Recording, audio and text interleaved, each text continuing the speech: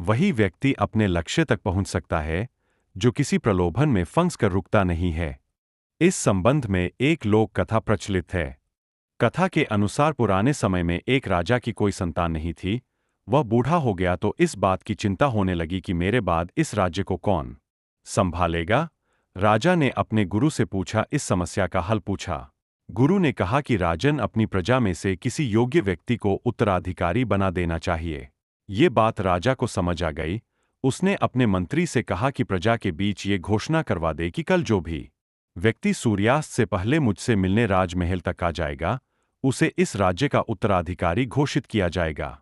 ये बात सुनकर मंत्री ने कहा कि महाराज, ये तो बहुत ही आसान है। पूरी प्रजा ही राजा बनने के लिए यहां पहुंच जाएगी। राजा ने कहा कि ऐसा नहीं होगा। आयोजन किया था। मेले में शराब थी, नाच गाना हो रहा था, तरह-तरह के स्वादिष्ट पकवान थे। कई तरह के खेल वहां हो रहे थे। पूरी प्रजा उस मेले में ही उलझ गई। अपनी अपनी पसंद के हिसाब से लोग मजा लेने लगे। सभी ये बात भूल गए कि उन्हें राजा से मिलने जाना है। तभी वहां एक युवक ऐसा आया जो इन प्रलोभनों में नहीं फंसा। उसे सिर्फ अपने लक्ष्य तक पहुंचना था। वह सीधे राजमहल की ओर चल दिया। मुख्य द्वार पर 2 पहरेदार खड़े थे।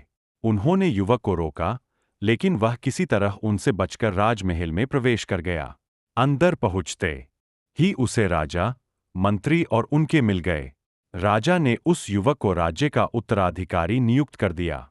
कथा की सीख, इस प्रेरक कहानी की सीख यह है कि हम अपने लक्ष्य तक पहुंचने के लिए रास्ते में रुकना नहीं चाहिए।